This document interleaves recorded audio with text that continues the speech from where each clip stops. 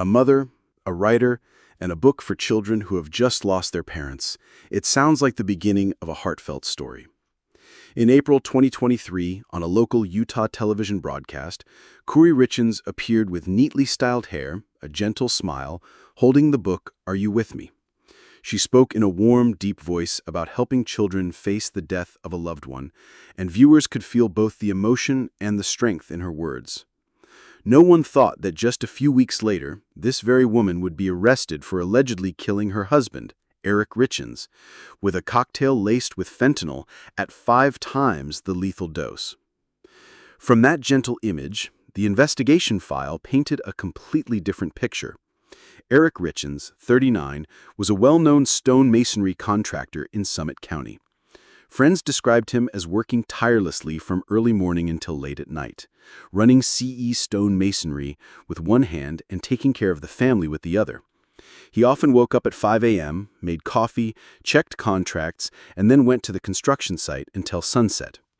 Those who had worked with Kouri said he always carried a ledger, recording every income and expense, and often reminded, we have to save for the bad days. Kouri was different. She was a risk-taking real estate broker who liked big, quick turnover deals. Her model relied on hard money loans. High interest, short maturity, high risk. In April 2019, Kouri opened Kouri Richins Realty LLC, using capital from a $250,000 home equity line of credit on a house Kouri owned before marriage. According to court records cited by KSL, Kouri was completely unaware of this loan. When he found out, he was shocked. According to a close friend, Kouri couldn't believe his name had been used for such a debt without being asked. In October 2020, after discovering some transactions he hadn't approved, Kouri went to see a lawyer. On November 3, 2020, he set up a trust, appointed his sister as trustee, removed Kouri as beneficiary, and took her off a $500,000 life insurance policy. The goal? Protect the assets and ensure the future of their 3 children in case of his death. Records show Kouri also updated his will and transferred ownership of some properties into the trust. But financial pressure on Kouri continued to mount. In December 2021, she put a deposit on a $2.9 million mansion in Midway using a 6-month hard money loan. The closing date was set for March 4, 2022. In reality, when Kouri died in the early hours of that day, the deal was still finalized the very next day. Within 24 hours, Kouri's company's hard money debt jumped from at least $1.8 million to nearly $5 million. In January 2022, a $100,000 life insurance application in Kouri's name appeared. Prosecutors alleged the signature was forged and that Kouri had no knowledge of it. Effective date, February 4, 2022, 10 days before Valentine's Day. February 14, 2022, Valentine's Day. Kouri came home late from a long day at the construction site. On the dining table, candles flickered, his favorite sandwich was neatly set, and next to it was a pale yellow drink. The sound of a spoon gently touching the glass rang out in the quiet kitchen. Kouri chatted about work, about the kids, but only minutes later, Kouri felt his lips go numb, his throat tighten, and cold sweat break out. He staggered to his feet, reached for his son's EpiPen and injected it into his thigh, then took Benadryl. Sitting and gasping for breath, his heart pounding, he looked at his wife, a flash of suspicion crossing his eyes like a scratch in the dark. That night he called a friend. I think she put something in my food. But he didn't call the police, a decision many would later ask, why? 3 weeks later, March 3, 2022, they celebrated a new business deal. According to Kouri's account, she made Kouri a Moscow mule. At the August 2024 preliminary hearing, prosecutors described it instead as a lemon shot. Though the name differed, both sides agreed the drink was given to Kouri right before he collapsed. Kouri said she went to comfort their youngest child, then came back to find Kouri lying motionless, his skin cold. She called 911. According to the call log, Kouri's voice was at times urgent, at times pausing briefly. When paramedics arrived, Kouri no longer had reflexes, and his skin was pale. The autopsy concluded illicit fentanyl, 5 times the lethal dose, ingested orally. There was no evidence that he had used drugs himself. Investigators found deleted messages on Kouri's phone and contact with a drug source. According to court records, cited by ABC News and Oxygen, witness Carmen Lauber testified she had sold Kouri 15 to 30 fentanyl pills twice at about $900 each time within a month before Eric's death. Both times, the deals took place in a parking lot in cold weather, and Carmen recalled Kouri was in a hurry, not wanting to talk much. The defense countered that Carmen was a witness with a criminal record whose testimony could not be fully trusted. Also, no fentanyl pills were found when Kouri's home was searched. The morning after her husband's death, Kouri went to the office to finalize the Midway Mansion deal. According to locksmith testimony at trial, on March 6th, she asked him to open a safe. Inside was about $125,000 to $165,000 in cash. The safe was in the master bedroom, behind neatly hung coats. The money quickly disappeared and remains unaccounted for to this day.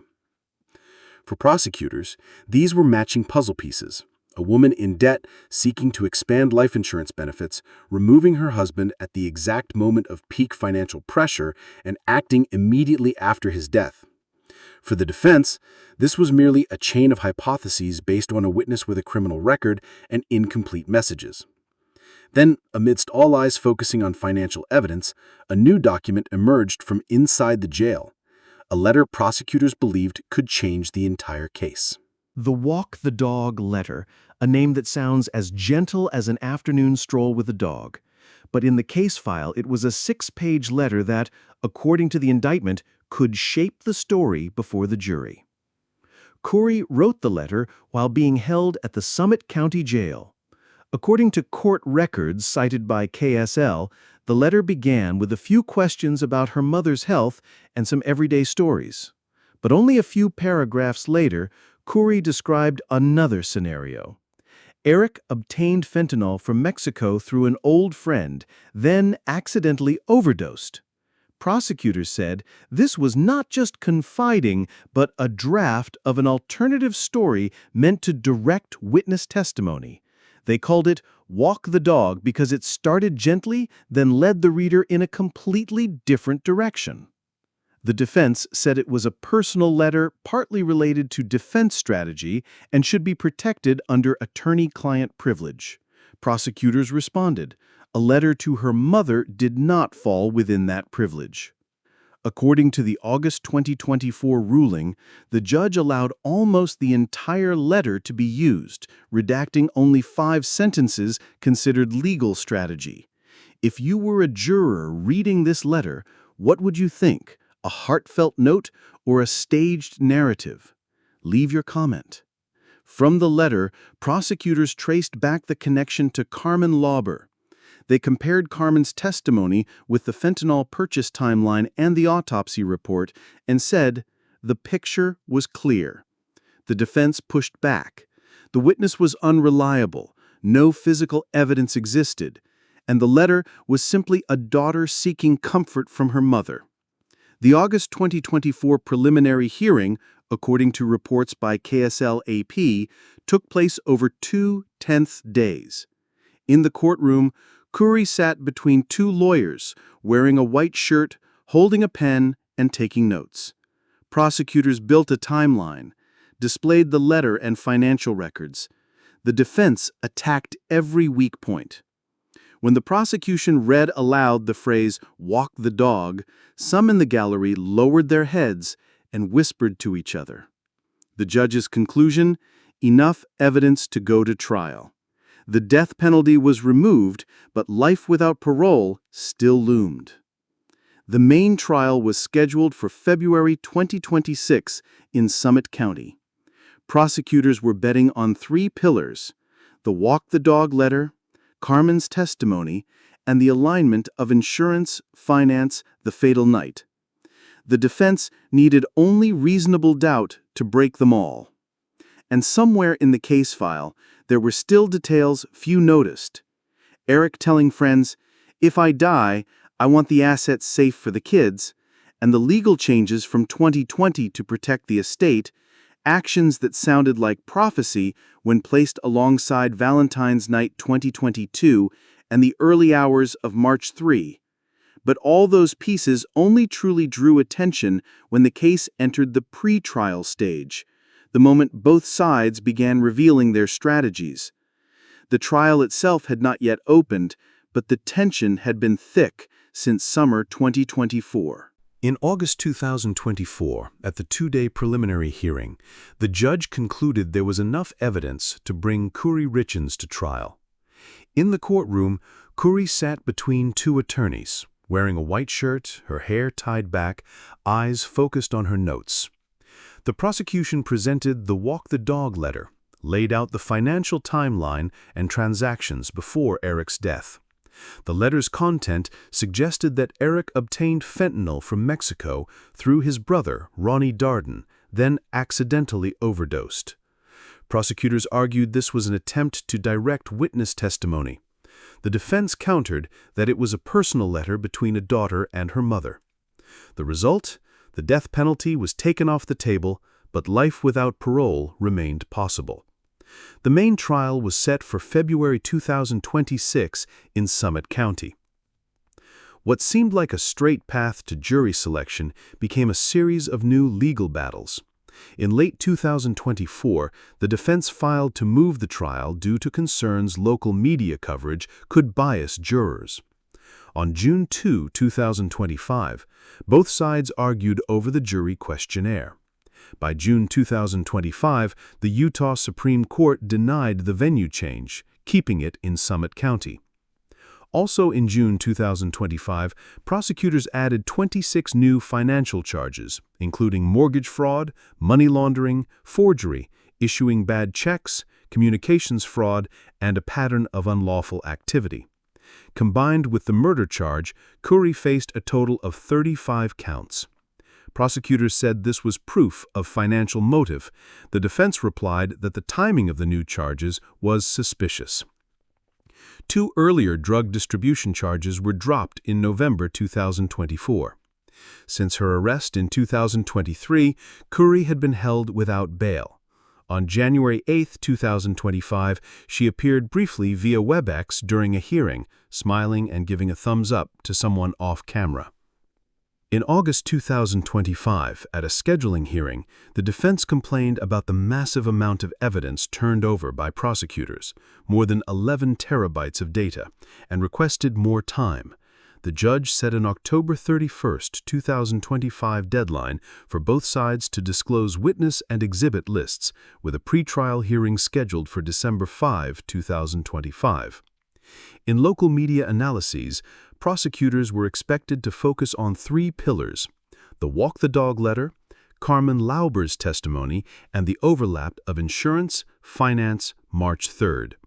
The defense might present the theory of accidental fentanyl exposure and continue trying to exclude or limit the letter as evidence. In addition, prosecutors wanted to use a 65-page manuscript related to the letter. The defense objected, citing attorney-client privilege. The main trial will begin jury selection from February 10 to 18, 2026. On February 23, 2026, the prosecution plans to reconstruct the entire night of March 3, 2022, calling more than 100 witnesses, from Carmen Lauber to forensic experts to bankers and real estate agents. The trial is expected to last 5 to 7 weeks, ending in late March or early April 2026. Whatever the outcome, this case shows the importance of financial transparency and paying attention to unusual signs in a relationship. Many tragedies could be prevented if such signs were recognized and addressed early. If you find this story useful and want to continue following the latest developments in the Kouri Richins case, please subscribe to the channel, turn on notifications, and share your thoughts in the comments. If you want, I can now also create a shorter, punchier version of this translation, optimized for YouTube narration so it's easier to follow without losing any key facts. Do you want me to make that?